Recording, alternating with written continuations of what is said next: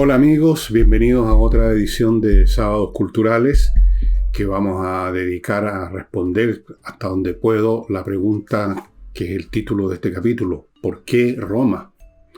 O, dicho de otro modo, ¿por qué vale la pena leer, ojalá estudiar en el sentido de leer con un poco más de concentración, acerca de la historia de una sociedad que nació aproximadamente en el año 750, un aproximado, antes de Cristo, y que en su expresión occidental murió, podríamos decir, es la fecha que se da convencionalmente, aunque en realidad no existe tal cosa como una sociedad que muere tal día o tal otro, pero se da como fecha de su fin como entidad política el 476 después de Cristo. Estamos hablando entonces de una historia muy, pero muy antigua, que se inicia casi 3.000 años antes de nuestra época y que termina 1.500, más de 1.500 años, va a ser más exacto, unos 1.900 años, 1.800 años.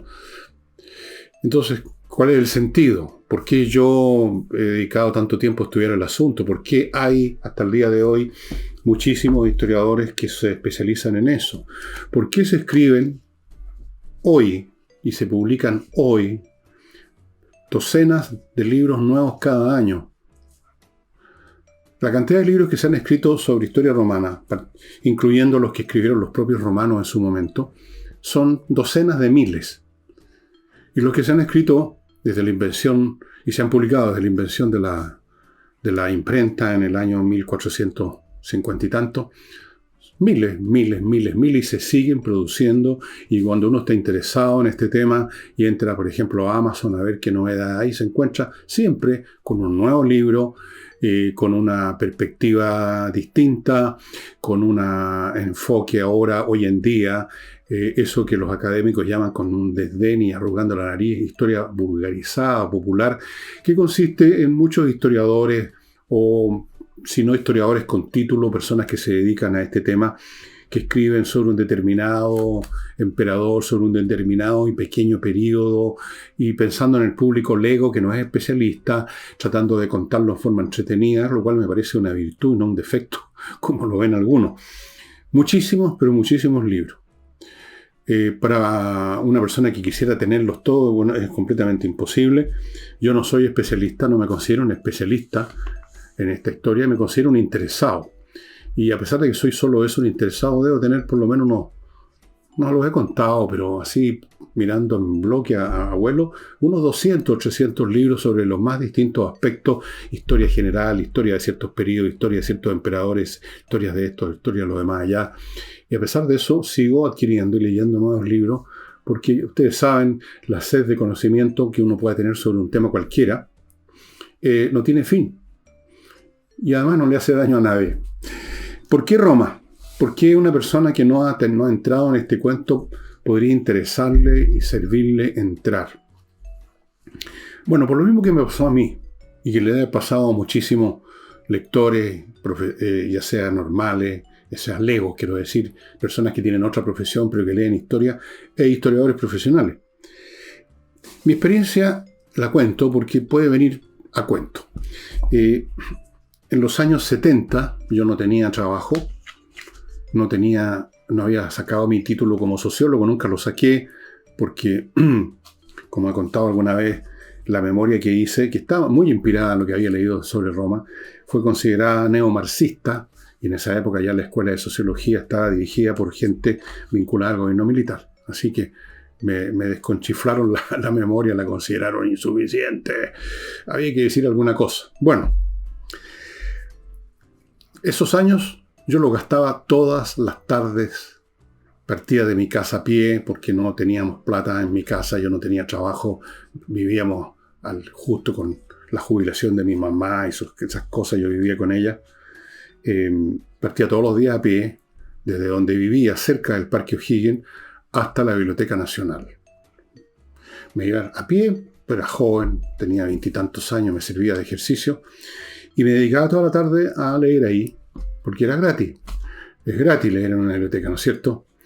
Y no sé en qué momento pedí una historia de Roma, y ahí quedé enganchado. La que pedí, tuve la suerte que era es y siempre va a ser un clásico, no solo por su contenido, que es vastísimo, lo abarca todo, sino por su estilo, un estilo que hasta el día de hoy es considerado un monumento a la prosa, a la ironía, a la elegancia en el idioma inglés y en la historia de Edward Gibbon, historia de la decadencia que hay del Imperio Romano. Y quedé enganchado. Y quedé enganchado no solo por ese contenido y por ese estilo fantástico que me ha llevado hasta el día de hoy. En este momento entre los libros que estoy releyendo son los tomos de Gibbon. Lo he leído varias veces y son 3 volúmenes, son miles, son como 5.000 páginas en total. Más o menos. Es un libraco inmenso. Pero hubo algo más. Me di cuenta que con estudiar esta historia, con leerla, incluso aunque la leyera superficialmente, se me hacía un cuadro de la trayectoria social desde su origen hasta el final de cualquier sociedad. Me di cuenta que la historia romana, de la cual hay mucha información, menos de la que uno quisiera, pero hay mucha, es un modelo de lo que es la trayectoria de una sociedad desde su inicio hasta su final. Porque eso es lo que tenemos de Roma. ¿Cómo comienza? Muy poca información, pero hay información arqueológica, etc. Luego empiezan a aparecer documentos, qué sé yo. ¿Cómo comienza? ¿Por qué fase pasa? ¿Qué clase de tipos humanos crecen, se educan, se desarrollan y son modelos de conducta en cada fase? Sus relaciones con otras sociedades, sus procesos internos de conflictos sociales, todo ello, el ciclo completo. Esa es la parte interesante. Porque de otras sociedades tenemos parcialmente el ciclo porque no han terminado. Por ejemplo, el día de mañana, quizás en 100 o 200 años más, Estados Unidos, como lo que es ahora, no va a existir. Quizás no va a existir el planeta, pero si existe el planeta, ya vamos a saber, los que vivieron en esa época, cuál fue el ciclo en la historia de esa gran nación que es Estados Unidos. Lo que conocemos ahora son sociedades que están funcionando, que están vivas. De otras sociedades que también recorrieron el ciclo completo sabemos menos. Entonces, y no han terminado, se han transformado en otra cosa, pero no han terminado realmente, es difícil ponerles un final. De Roma sí, del Imperio Romano, que antes fue la República Romana, que antes fue una pequeña ciudad entre muchas en la península italiana, tenemos el paquete completo. Entonces, uno al principio no se da cuenta, después mirando lo que ocurre a nuestro alrededor o estudiando las historias de otros países, se va dando cuenta cómo tal o cual aspecto de tal o cual historia que uno está estudiando en un momento dado coincide, si no totalmente, en buena parte es análogo a alguna fase de este ciclo que tenemos entero y por lo tanto uno puede hacer una extrapolación y decir, bueno, esta sociedad está en esta fase correspondiente a la historia de Roma y ya sabemos cuál fue la fase siguiente a la historia de Roma, podemos asumir que esta sociedad quizás por lo menos se encamina a algo parecido. Es un template para el estudio de la historia. Fuera de que, imagínense ustedes una historia tan vasta, tan larga, que en su fase de la mitad para adelante se constituye en un imperio que abarca gran parte de Europa, el norte de África, parte de Medio Oriente. Llegó hasta las Islas Británicas por el oeste. Llegó hasta lo que ahora es Alemania por el norte. Una cosa tan vasta, con tantas poblaciones, con tantos avatares políticos, militares, jurídicos, científicos, no tanto científicos, artísticos, es necesariamente un tema de gran interés, de enorme interés. Pero que además ofrece esto. Como que uno ve, es como ver un clásico de las películas del oeste, un clásico, y con ese clásico uno más o menos entiende cuál va a ser el desarrollo de cualquier película del oeste. Y esto es mucho más, en el caso de Roma, es mucho más exacta la coincidencia, porque es mucho más rico el proceso, mucho más complejo. Entonces, me di cuenta de eso, y por lo tanto decidí seguir estudiando el asunto, porque al estudiar este asunto, iba haciendo más preciso, más rico, ese template. Y hasta el día de hoy lo sigo haciendo y lo haré hasta que me muera, supongo. Y me ha permitido en muchas ocasiones como creo que lo he demostrado en algunos libros que he escrito muchos años antes que se anticiparan ciertas cosas que pasaron en Chile, me ha servido para hacer más o menos, para tener una idea de lo que viene, junto con otras historias que he estudiado, por supuesto, porque la historia, como dijo Mark Twain, no se repite, pero rima. Y cuando uno desarrolla alguna sensibilidad para esa rima, le resulta un poco más accesible el hacer, no voy a decir un pronóstico, pero sí hacer una educada adivinanza de lo que puede venir. Porque como quien dice, uno ya vio esa película. Uno sabe que viene el final y el joven y la jovencita se van a dar un beso. Cuando aparecen los indios, uno sabe que en algún momento va a llegar la caballería. En el mismo caso, cuando uno tiene la historia de Roma completa en el mate, cuando uno la ha estudiado en su integridad, uno más o menos sabe qué clase de seres, de tipos humanos van a prevalecer en tal o cual fase de una sociedad, y uno verifica que efectivamente es así, y qué clase de tipos humanos vienen en camino porque se va encaminando esa sociedad a la fase siguiente, al capítulo siguiente.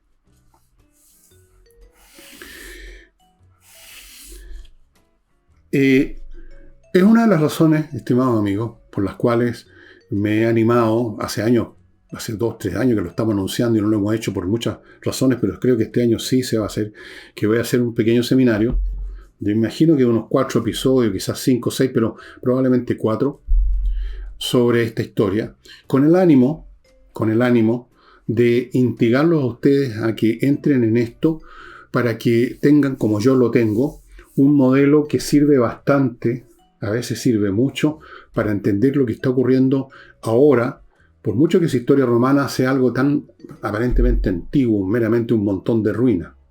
Pero no es así, porque los seres humanos seguimos siendo exactamente iguales. Y siendo los seres humanos exactamente iguales, en las mismas circunstancias actúan de parecida manera. Es lo que dijo un historiador griego, Tucídides, para justificar su obra La guerra del Peloponeso. Dijo, siendo los hombres como son, esto puede servir para entender lo que vaya a ocurrir en el futuro, porque a iguales condiciones vamos a ver las mismas cosas, y tenía toda la razón. Naturalmente cambia el volumen, la dimensión, la complejidad, por así decirlo, la vestimenta de los actores que representan la obra en el escenario de la historia. Pero más o menos el libreto es bastante similar. Yo voy a tratar de mostrar ahora, después de esta breve introducción, lo que más o menos pienso hacer en ese seminario o curso, como quieran llamarlo, conversación, que estoy preparando, por si se interesa, para que sepan con quién más o menos se van a encontrar. Pero antes de eso, ustedes me permitirán que les recuerde que este programa de día sábado, como todos los demás, de lunes a domingo, tiene el alto auspicio de miclimo.com, la empresa chilena premiada internacionalmente que instala la mejor climatización, en virtud de la cual yo, que estoy con una polerita, en un día bastante helado, viernes en la tarde está bastante fresco, creo que hay 8 o 9 grados de temperatura o menos en este momento, y ya ven ustedes cómo estoy, porque yo tengo el clima que quiero, verano, invierno, otoño, primavera, con el aire filtrado, todo. Y en silencio, sin tener que preocuparme de comprar combustibles, porque funciona con energía eléctrica y gasta muy poco. No he notado mucha diferencia entre las cuentas antes y ahora con este aparato. Pero fuera de eso tengo otros auspiciadores que quiero mencionarles. Para los caballeros que usan barba y bigote, Barbería Le Moustache, que son 2 barberías, me parece, una en Las Condes, otra en Manuel Montt, que es muy especial. Es como cuando usted entra a esa barbería y ellos le dicen siempre pase a saludarnos o algo así. Es como entrar a la máquina del tiempo, porque instantáneamente usted ya no está en el año 2024 en Santiago de Chile, sino que usted está a lo mejor en 1925 en Chicago. Porque los muebles, los asientos, los sillones de barbería son esos como de mármol antiguos que todavía yo alcancé a ver de cabro chico. Los barberos están con unas batas blancas, suena una música de los años 20, todo es así, y usted se sumerge en eso, se sumerge además en la convivencia que se produce con el puro hombre en un lugar, porque las damas no van a afeitarse ninguna cosa ahí, y usted lo va a pasar muy bien. Fuera de eso, por supuesto, hay corte de pelo, hay peluquería, tienen el servicio de peluquería. le van a dejar la barba y el bigote como usted quiere, bien hecho, bien cortadito, bonito, y lo va a pasar bien. Creo que yo, más que nada, solo podríamos decir que esto no es meramente un tema de solo cortarse o arreglar la barba y el bigote, sino que de ir a un club que está en una máquina del tiempo viajando al pasado. Continúo con Agencia Nuevo Destino, que es una agencia de viajes que ofrece una serie de ventajas bastante interesantes. En primer lugar, es una agencia que tiene años en el mercado, no la acaban de inventar, tienen mucha experiencia. El servicio que ofrecen es personalizado, persona a persona. No hay cuando usted se pone en contacto con ellos, no hay una voz robótica contestando y diciéndole opción 1, opción 2. Personalizado. Los destinos. Si no está su destino en alguna de las cosas, los paquetes ya preparados, si usted quiere ir al lugar más extraño del mundo, ellos le van a preparar un paquete ideal para ese destino en todos los sentidos, con los mejores precios, con todo, el viaje, la fecha, el transporte, los hoteles, todo el paquete completo, aunque usted esté decidiendo ir al lugar más extraño, más lejano del planeta. Llámelos, escríbales o mándeles un WhatsApp para contactarlos, para que los contacte y le cuente a ellos dónde quiere viajar para que le preparen el asunto ya. Continúo, amigos, con Suplemento Vito. Es un suplemento para alimentos a mascotas, perros y gatos. Específicamente, este suplemento usted mezcla una cucharadita en lo que le sirve.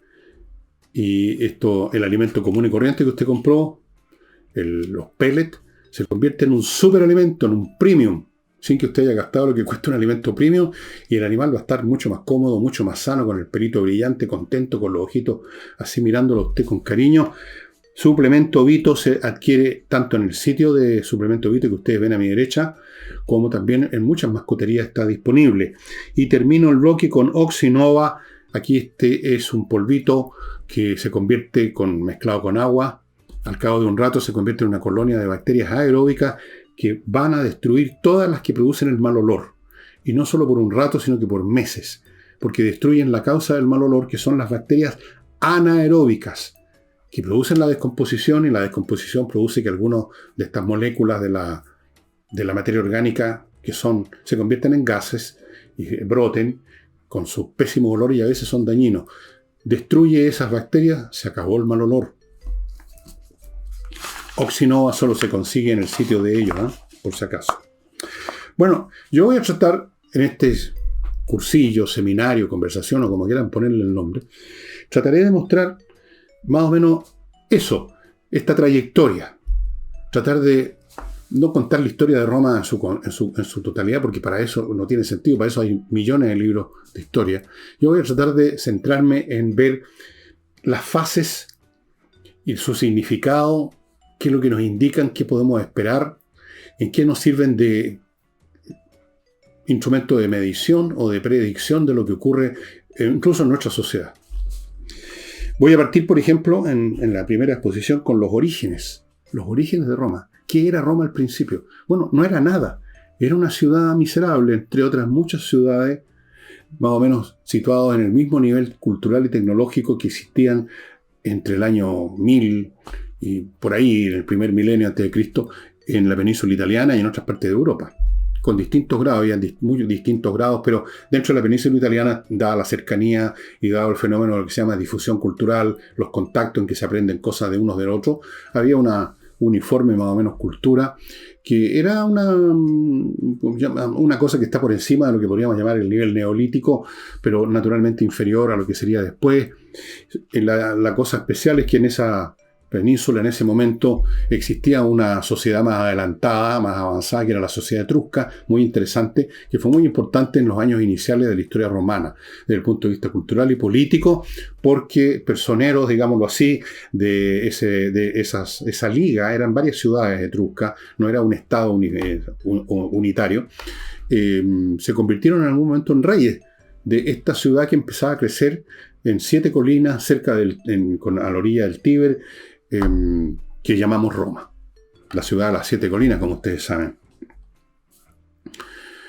En esas colinas Empezó a juntarse gente. Es muy oscuro, por no decir que es totalmente invisible, el principio total de las cosas, porque no había documento. Nadie escribió un libro sobre cómo estamos iniciando Roma, digámoslo así. Pero la arqueología nos permite más o menos adivinar cómo empieza a congregarse por las más distintas razones y mecanismos gente en esas colinas que servían de protección. La colina era siempre un elemento de protección en esa época, en que existía mucho conflicto y guerras entre ciudades, entre grupos, digamos, sociales distintos, para saquearse unos a otros. Estamos viviendo en una época absolutamente preindustrial. Entonces una colina siempre era un recurso defensivo importante, y aquí habían 7 colinas. Se empieza a congregar gente, empieza a surgir una población, empiezan a surgir habitaciones, algunos edificios rústicos, empieza a crecer esto, y es una etapa oscura que los propios romanos, posteriormente, cuando trataron de ver cómo había empezado su historia, no podían sino basarse en leyendas, mitos, lo de Rómulo y Remo, por ejemplo. No hay registro. Y, como digo, Roma no era muy distinta a otras ciudades. Pero había algo en ella que tal vez podríamos considerarlo como uno de los elementos básicos de su ADN. Roma, esta ciudad, igual que Atanta, parte como una congregación, articulación, podemos llamarlo tratado, acuerdo, de distintos grupos. Y por lo tanto, en el inicio de Roma, podríamos decir, está el principio de la fusión de distintos en uno solo. La idea de que agregándonos unos con otros vamos a ser más fuertes. De ahí viene el famoso símbolo de la autoridad en Roma, que eran las fases, que eran un montón de palitos juntos que rodeaban el mango de un hacha. Porque, como decían ellos, un palito solo con un lápiz se puede quebrar fácilmente, pero si usted junta varios, no se puede. La unión hace la fuerza, en otras palabras. Ese elemento fue muy importante en toda la historia romana, a pesar de los conflictos internos que tuvieron, que fueron tremendos. Y todo esto parte en los orígenes, en los principios. La unidad con el conflicto. La sensación de que tenemos que unirnos, tenemos que actuar más o menos en cooperación, cooperar para defendernos y eventualmente para quitarle algo a los demás y crecer y tener más tierra. La tierra era el gran elemento económico, era la base de la economía, la agricultura. Obviamente, no había prácticamente industria, habían algunas artesanías mínimas, pero una sociedad en esa época no vive de algunos tipos fabricando cacharros de cerámica o algún edificio de madera. Se tiene que comer, se requería agricultura. Entonces, el principal elemento, obviamente, como hasta el día de hoy, es la tierra. Hay que tener tierra para tener agricultura. Entonces, para tener tierra, de pronto hay que quitársela a otro para aumentar las que uno tiene.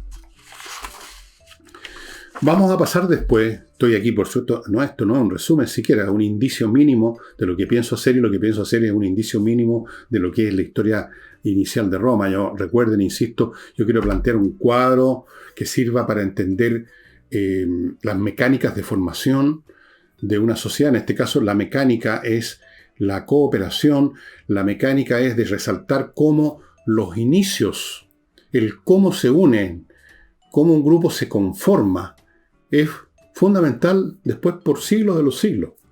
No es lo mismo una sociedad como la romana, que parte sobre la base de la cooperación entre distintos grupos e individuos que se coaligan para funcionar juntos, a una sociedad como otras de ese mismo periodo o después, que nacen sobre la base de la conquista de un grupo sobre otros. Se genera de ahí otra estructura inicial que tiene una historia muy diferente. Los conquistadores y los conquistados. Aquí eran los cooperadores entre sí.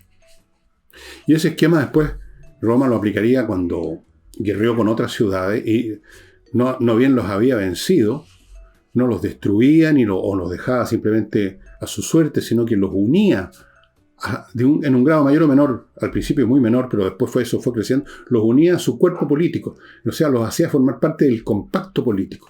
Y eso le dio siempre a Roma una fuerza enorme en los momentos más críticos.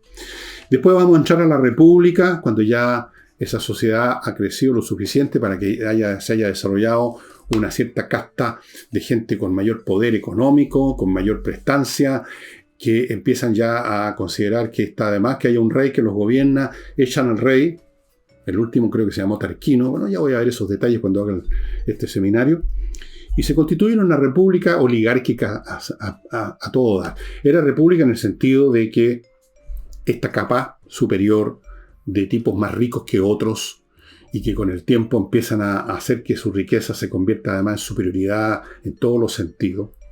Abro paréntesis, imposible saber el detalle de cómo en un grupo humano que parte en un determinado lugar, cuáles son los mecanismos por los cuales algunos, primero de a poco y luego aceleradamente, empiezan a adquirir más poder, más riqueza.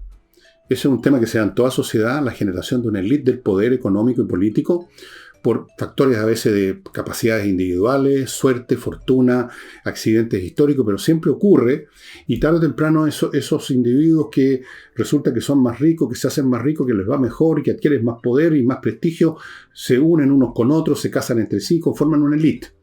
Esa élite era el patriciado romano, y ese patriciado actuaba, digamos, eran demócratas entre sí o republicanos entre sí, elegían, en vez de un rey, tenían los cónsules, dos, para impedir que uno se convirtiera en rey, adquiriera demasiado poder, dos cónsules. Y otras magistraturas, pretores, censores, qué sé yo, cosas que se agregaron algunas después, otras cambiaron su función. Naturalmente para abajo, el pueblo común y corriente, eran aquellos poseedores de tierra que tenían tierras muy pequeñas, que no tenían prestigio, que estaban endeudados, obviamente que no tenían voz ni voto en esta cuestión, y eso hace que este periodo republicano, que es muy largo, estamos hablando de 400 años, 500 años, está plagado de luchas intestinas entre aquellos que, la vieja lucha en el fondo entre pobres y ricos, cualquiera que sea la forma que tome, cualquiera que sea el nombre que le den. Los marxistas hablarían de proletariado y los capitalistas son pobres y ricos. Finalmente, en eso es la esencia de todas estas disputas y conflictos en toda sociedad, desde luego en el mundo antiguo. Y a medida que estas luchas se producían y estos pobres eran más abundantes y tenían además el poder que les daba el hecho que eran ellos los que formaban, o parte de ellos por lo menos, los que tenían alguna tierra eran los que constituían el ejército, porque no había un ejército independiente de los ciudadanos, era un ejército de ciudadanos. Un día, cuando había una crisis militar, se convocaba a cierta clase de romanos que tenían determinados medios económicos que los hacían capaces de tierra, que los hacían capaces de comprarse sus armas, el casco, el escudo, el gladio, o sea, la espada, qué sé yo. Y se convertían en un momento dado, eran convocados al campo de Marte y se convertían en el ejército que iba a combatir en tal o cual parte dentro de Italia. En una época como esa, entonces, el tipo humano que resalta, que ya empezamos a conocer, es el tipo militar. El hombre que es agricultor, austero, trabajador, pater familias, y que llegado el caso se convierte en soldado y combate y muere si es necesario por Roma, por su tierra, por su familia, qué sé yo. El objetivo, el referente de la conducta de esas personas, de los que estaban, digamos, de la mitad para arriba por lo menos, y que por lo tanto podían darse pretensiones de ser algo más que alguien que trabaja todo el día para comer, era en la aprobación de los demás, sobre la base de soporte al colectivo. El colectivo era el referente. ¿Qué es lo que he hecho yo por Roma? ¿Qué batallas he ganado? ¿En qué batallas he combatido por Roma? Y el premio era quizás un aplauso simplemente, una aclamación. Eso era todo. Se vivía en los sectores altos de la sociedad en función del grupo. ¿Qué piensan los demás de mi clase? Por ejemplo, los patricios. ¿Qué piensan en cuanto a mi aporte, en cuanto a mis virtudes militares, en cuanto a mi conducta, en cuanto a mis bienes? La persona se fundía, incluso la persona de los estratos más altos, se fundía su interés personal con el interés del grupo. Era impensable que un individuo pretendiera fama, prestigio, haciendo algo distinto a lo que quería o necesitaba el grupo. La fuerza, por lo tanto, de la costumbre y de los valores tradicionales era total y completa. No había espacio para los excéntricos, para los marginales, para los originales. Podría nombrarles, y les nombraré en ese seminario, nombres de individuos particulares que entran en esta categoría. Grandes militares. Fue una época de guerras. Roma crece y crece y crece a lo largo de un periodo de muchos años, de siglos, a lo largo, avanzando por la península italiana, venciendo a otros, e integrándolo en algún grado, de manera tal que en la próxima guerra ellos podían usar no solo a los romanos originarios, sino que a gente de estas otras ciudades que tenían ya una cierta relación con Roma. Roma se hacía cada vez más fuerte a medida que conquistaba más. No solamente disponía de más tierras para su gente, disponía de más habitantes, no ciudadanos todavía, pero sí personas de una ciudad que había sido vencida y que se le dejaba funcionar a su élite muy inteligentemente. Ellos no pretendían apoderarse toda la riqueza y, digamos, arrasar con el vencido, sino que dejaban funcionando a su élite y de ahí podían sacar tropas. Y por lo tanto, esa fue la razón por la cual Roma sobrevivió al embate militar del famoso Aníbal, el cartaginés, que estuvo dentro de Italia, que le infligió a los romanos terribles derrotas, una de las más famosas, la batalla de Cannae, que todavía se estudia en las academias militares como un ejemplo perfecto de la batalla ¿cómo llamarlo? Una batalla de aniquilación basada en rodear completamente al enemigo. Encirclement se dice en inglés, pero no sé cuál sería la traducción correcta en el castellano. Les infligió espantosas derrotas, pero Roma una y otra vez podía sacar otro ejército, reclutar más gente, porque no era la pura ciudad, sino que era la ciudad y las otras ciudades que tenían una relación mayor o menor con Roma, que tenían el derecho latino, que tenían algunas ventajas de ser parte de este ente político que era Roma. Por último, la élite de esas ciudades estaban apoyados en su condición de élite por Roma. O sea, había una cuestión de ventaja. Usted integra las élites de otros diciéndole, ustedes son ahora subsidiarios, no son totalmente autónomos, pero tienen nuestra protección, y a cambio de eso ustedes tienen que entregarnos de vez en cuando los convocamos a tropas, a un número de tropas, etc. En fin, es una historia complicada esto de las relaciones jurídicas entre el centro romano y estas ciudades conquistadas. Forma parte, entre paréntesis, de los conflictos. En algún momento las ciudades querían más derechos.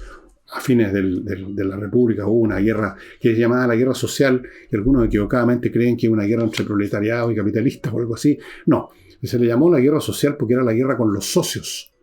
Las ciudades, estas que tenían alguna relación con Roma, algún derecho menor, pero derecho, eran lo que en latín se dice soci, que en castellano se traduce como socios, pero no son socios en el sentido como nosotros lo entendemos.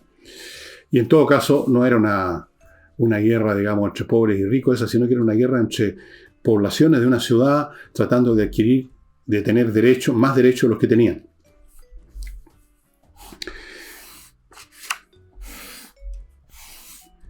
Cuando la República fallece, termina, algunos dirían es asesinada por Julio César, pero en realidad fue asesinada mucho antes, por el mismo crecimiento económico imperial de Roma, porque Roma fue conquistando, no solo conquistó toda Italia, sino que después venció a los cartagineses, se hizo de algunas pequeñas primeras provincias, lo que ahora es España, Hispania, la isla de Cerdeña y Sicilia, y luego se fue debido al involucramiento en estas guerras púnicas el reino macedonio, se metió en Oriente, y en fin, fue expandiéndose.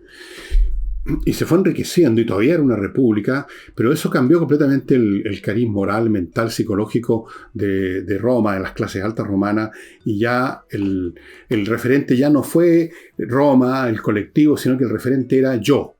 Yo quiero ser famoso, yo quiero ser visto como el más grande de todos. Yo voy a ser el que la lleva en Roma. El referente es uno mismo, el referente es la gloria personal. Y dado que ya los ejércitos no eran de ciudadanos romanos que una vez que terminaba la campaña se iban para su casa, cuando empiezan a aparecer ejércitos profesionales, con gente que se contrataba como soldados, eran contratados y pagados por un jefe, que luego, por así decirlo, los empezaba a usar como si fuera su milicia personal. Entonces, cambiando todas las condiciones que mantenían a la república como república, inevitablemente se tenía que constituir alguna forma de principado, de imperio, que fue lo que ocurrió con Augusto, el primer emperador propiamente tal. Ya les voy a contar lo que fue esa primera fase que se llama en todos los libros de historia el Principado. Pero aquí lo que quiero centrarme un poquito es en el tipo humano. En el tipo humano que empieza a aparecer en la época del Imperio y sobre todo a medida que pasan los siglos, es completamente distinto, desde luego, al personaje republicano que está preocupado de obtener una aprobación y un prestigio sobre la base de su aporte al colectivo, sino que empieza aquí toda la vida, empieza a reconcentrarse en el beneficio personal, material y eventualmente en el beneficio espiritual. La religión cristiana, que empezó a crecer bastante rápido ya a partir, diría yo, de finales del siglo I después de Cristo, encontró un terreno abonado en una nueva situación psicológica y espiritual de las poblaciones romanas que ya no podían, por así decirlo, obtener privilegios sobre la base de ser aprobado por una capa de patricios como él, sino que había un imperio, había un emperador. Y ya la cuestión política para los habitantes de Roma, para los habitantes del imperio, era un asunto manejado por el emperador y su corte, sus funcionarios y sus legiones. No había acción política posible, salvo tratar de derribar al emperador en algún tipo de intriga o complot. La participación, en otras palabras, de los individuos, de muchos individuos en la vida del conjunto ya no era posible. Ese conjunto era manejado por la máquina burocrática del Estado. Entonces, lo único que interesa es el enriquecimiento personal, pasarlo lo mejor posible.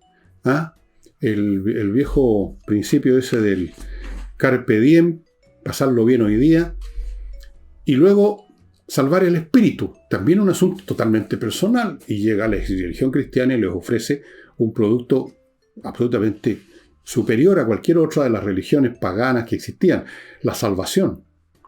No solamente el consuelo hoy en la vida terrenal, sino que un premio en el más allá, vida después de la muerte.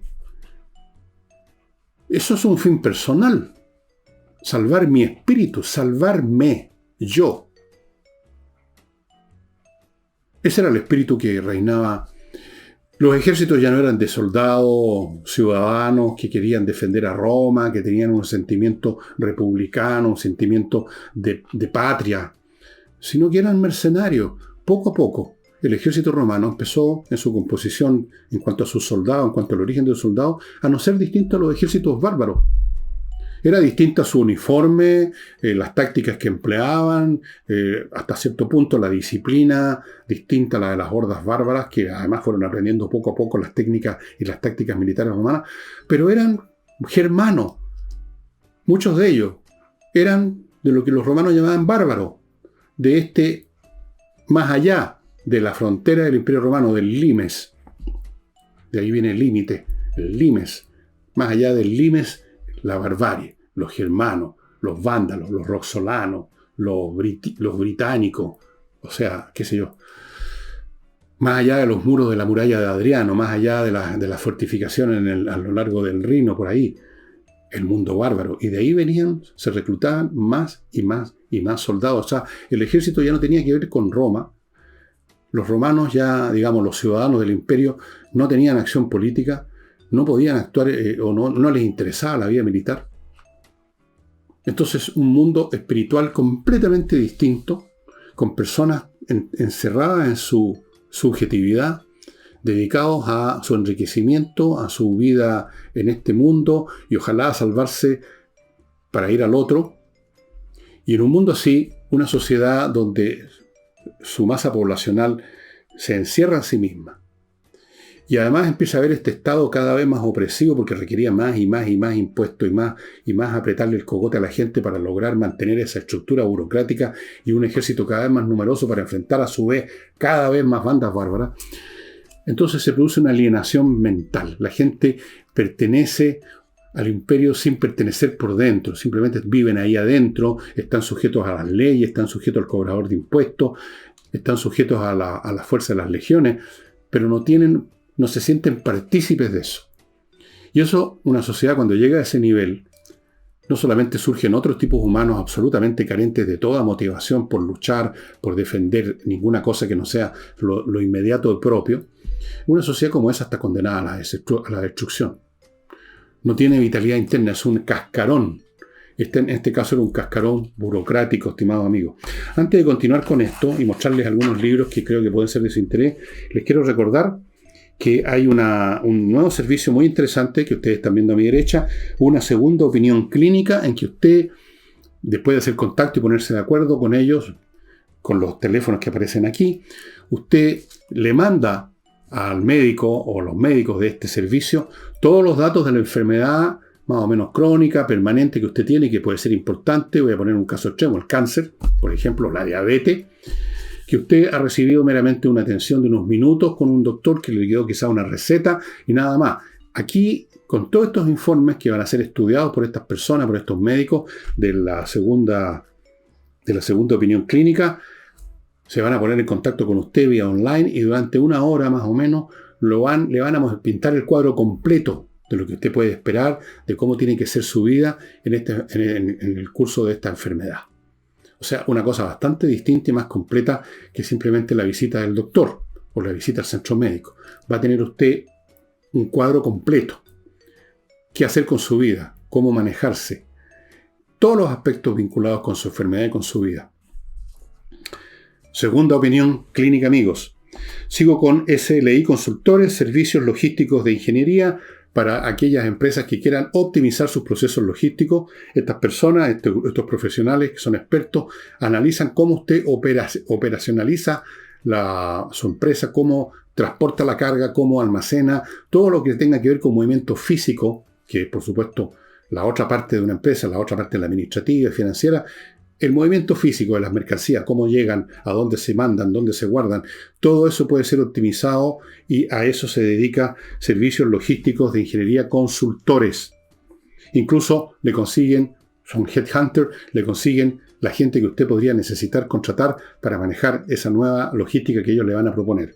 Continúo con Kaizen Automotriz, una empresa que se dedica a la mantención preventiva de su vehículo. No espere quedar botado en pana, porque uno queda en pana cuando lo está usando, y lo está usando cuando está en una carretera, en un camino, y queda por lo tanto botado.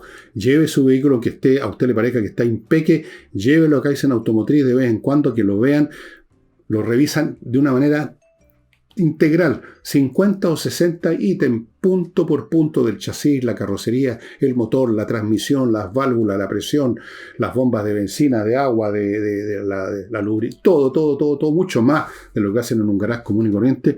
Encuentran cosas que hay que reparar, encuentran cosas que están necesitan cambiarse, cosas que están a punto de fallar, y lo dejan el auto como nuevo, estimados amigos. Sigo con conversaciones numéricas de este ingeniero que da 3 clases. Un reforzamiento en matemática para los niños que tienen problemas con las matemáticas, que no les gustan las matemáticas, pero esto es más que un reforzamiento, es un cambio de mirada sobre las matemáticas. Esa es la gracia. Reforzar podría significar hacer lo mismo que en el colegio, pero más intensamente en la casa. No, esto es una nueva mirada de las matemáticas que hace que los niños que las odiaban y que sacaban malas notas, la vean de otra forma y empiezan a sacar buenas notas y les empieza a gustar la matemática, y eso les cambia la vida, no solo en el colegio, sino que para siempre. Primera cosa. Segundo, preparación para la prueba de admisión a la universidad. Tercero, programación para niños. Programar un computador. Programar cualquier cosa es muy entretenido, y a la pasadita ordena mucho el mate, porque hay que escribir las líneas de código o, en fin, programar, digamos, de una forma tal que el computador haga la tarea tal como nosotros queremos que la haga, que se llegue al producto final tal como lo hemos pensado, y para eso se requiere un orden. Y luego ese orden requiere imaginación y creatividad para ver cómo hacerlo mejor, para eliminar algunas instrucciones que están de más y poner otras. Muy entretenido, muy interesante, muy formativo de la disciplina mental de los niños. Todo eso lo ofrece Conversaciones Numéricas. Voy a decirle al tiro los otros 3 anuncios para ir después completamente a los libros. Higiena, amigos, higienaproducciones.com, una academia de música que le ofrece clases online de un montón de instrumentos. Las clases son potentes porque son online. Los instrumentos son muchos: piano, batería, guitarras de todos los tipos, eléctrica y acústica, flauta traversa, flauta dulce, órgano, la voz, canto, montones de cosas. Si usted tiene alguna duda, pida una clase de demostración que es completa. No es 5 minutos para que usted más o menos tenga una idea vaga. La clase completa, ya sea de guitarra, de órgano, lo que usted quiera, online, súper eficiente, súper práctico, súper cómodo. Y González y compañía, amigos, un bufete de abogados penalistas. Ojo, abogados penalistas son los que se dedican solamente a casos que contempla el Código Penal, que es donde están los temas más serios, más graves. Si usted está involucrado en un tema de ese tipo, más le vale ponerse en manos de estos profesionales que son especialistas, que son muy conocidos en el mercado, han ganado casos célebres. Y termino con Tienda Ancestral, ubicada en Frutillar, pero que despacha sus productos a todo Chile. ¿Qué productos? Productos hechos con fibras naturales, como los que ustedes están viendo en la fotografía a mi derecha. Canastos, pantallas para lámparas, montones de cosas más. Todas a precios súper accesibles y todas se despachan a donde usted quiera, no importa dónde viva. No tiene que vivir en Frutillar, puede vivir en Arica, puede vivir en donde sea, le va a llegar el producto. Bueno, más o menos les he querido dar una idea de lo que pienso hacer. Una sombra de la idea, pero algo. Y les he dicho al principio por qué es interesante. Es muy interesante. Es realmente, como les digo, es como en matemática aprender cálculo. Cuando usted ha aprendido cálculo, usted puede con eso dedicarse a muchas cosas. Hacer un diseño de ingeniería, hacer un cálculo estadístico, hacer un montón de cosas de un instrumento. En el caso de la historia, cuando usted ha estudiado y tiene una idea más o menos clara de esta trayectoria de principio a fin, usted va a ser más capaz para entender fenómenos que del día a día de hoy incluso, a miles de años de distancia en Roma, pero que son análogos. Usted va a encontrar las analogías y le va a ser más fácil prever o prever lo que viene, o como mínimo entender lo que está pasando ahora. Libros, hay millones. Yo mismo tengo cientos, pero les voy a mostrar algunos que me parecen básicos. De historia general, yo creo que este libro es un clásico, una historia de Roma del señor Kerry y Schuller. Aquí lo muestro, está disponible, pueden haber otras más modernas. Este libro creo que es de los 60, pero la historia de Roma terminó mucho antes, así que no hay ningún problema. Es un gran libro general, ustedes lo ven que lo tengo lleno de notas, como para empezar a picar, digamos.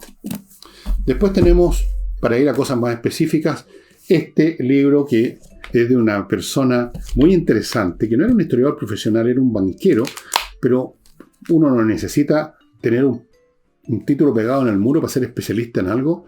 Y este señor, Hodgkin, este libro lo he leído 3 veces por lo bueno que es. Los hunos, los vándalos y la caída del Imperio Romano de Thomas Hodgkin. Un gran libro, estimados amigos, que yo se los recomiendo fervorosamente. Luego tenemos este famoso, voy a mostrarles los 2 tomos, pero podría mostrarles uno. La historia económica y social del Imperio Romano, de Rostovtsev. Este fue un famoso académico ruso. Este libro es de los años 30-40, es un clásico. Cómo funcionaba la sociedad en el Imperio Romano, la economía, todo esto con muchos detalles. Para los economistas puede ser de mucho interés, pero para cualquier persona que quiera entender las entrañas, las vísceras de esta sociedad y no solamente quedarse en los temas políticos, los emperadores, las guerras, los conflictos, las intrigas, los golpes de Estado, las guerras civiles, historia social y económica del Imperio Romano. Y termino con otro libro general escrito de la manera tan elegante, entretenida y clara con que escribía este señor, Will Durant. Este es el tomo de su historia de la civilización que tiene que ver con ese periodo. Se llama César y Cristo. Aquí dice una historia brillantemente escrita de todos los aspectos de la vida romana: política, económica, literatura, arte, moral. Termina con el conflicto entre paganos y las fuerzas cristianas y sube la cortina de la gran lucha entre la Iglesia y el Estado que se vería después en la Edad Media en Europa. Bueno, estos son solo algunos. Usted puede entrar a Amazon y se va a marear por la cantidad de libros, por eso que les he mostrado esto, pero podrían haber otros quizás mejores, puede ser. A mí les muestro lo que yo conozco nomás, no puedo hacer otra cosa. Y yo quiero insistir en este punto. Es muy rentable intelectualmente esta historia, porque es la historia de todas las historias. Como que, así como existía la guerra para terminar con todas las guerras, esta es la historia para terminar con todas las historias. Usted se queda con un template, un modelo teórico, llamémoslo para poner mesiútico, un modelo teórico histórico, no una filosofía de la historia, un modelo teórico, causal, en que están todas las etapas, principios, desarrollo, los orígenes, la república, el imperio en sus momentos más brillantes, luego el imperio empieza a decaer, las invasiones bárbaras, etc. Ver los distintos tipos humanos que van surgiendo, los distintos tipos de emperadores, de militares, de personas comunes y corrientes, de artistas, cómo cambia el arte según las distintas fases, etc. Todo eso es completamente aplicable, naturalmente con las matices que haya que ponerle en la historia, no es mecánica, sirve muchísimo para entender toda historia. Créanme, a mí me ha servido muchísimo. Naturalmente que no me he dedicado solamente a estudiar historia romana. Creo que otra de mis, abro comillas, especialidades es la revolución, la historia de Francia y especialmente la Revolución Francesa, que también en sí misma es un template en miniatura comparado con esto de lo que son las revoluciones. Cualquier fenómeno histórico que esté bien documentado y que esté completo en su desarrollo, si uno lo estudia bien y no se queda en la superficie, realmente sirve para entender los fenómenos, esos fenómenos en otras instancias, en otros momentos, con otras vestimentas, porque los seres humanos somos siempre los mismos y eso es lo que permite y hace posible la comparación. Historia comparada, estimado amigo. Eso es lo que es. No tengo más que agregar. Cuando este curso, que espero realmente que este año vamos a empezar a ofrecerlo, este curso, no voy a decir curso, no, conversación, eso. 4 o 5 episodios, no sé, por online, seguramente por Zoom. A los interesados en su momento se les dirá que está disponible y yo creo que se van a entretener. Yo me estoy entreteniendo en repasar todo lo que sé y también todo lo que me he olvidado para hacer el curso, así que me sirve mucho a mí también. Eso sería todo. Para mañana domingo no tengo la más mínima idea de qué clase de personaje o qué clase de evento o qué clase de artista voy a usar para los programas de los domingos, para las más o menos 12.000 personas en promedio que ven este programa los domingos y las mismas 12.000 que lo ven los sábados, pero yo ya me resigné a que no voy a tener nunca más, salvo cuando hice el de Cantinflas, nunca voy a tener más visitas y simplemente me siento satisfecho y contento con satisfacer, como creo que ocurre con la mayoría, a esas 12.000 personas. La mayoría de ellos siempre están contentos con lo que les he entregado, me alegra mucho, me siento muy satisfecho. No pretendo otra cosa, amigos, que en esta materia, como cualquier otra, divulgar. Eso es todo y creo que es bastante. Muchas gracias, espero que nos veamos mañana domingo. Chao.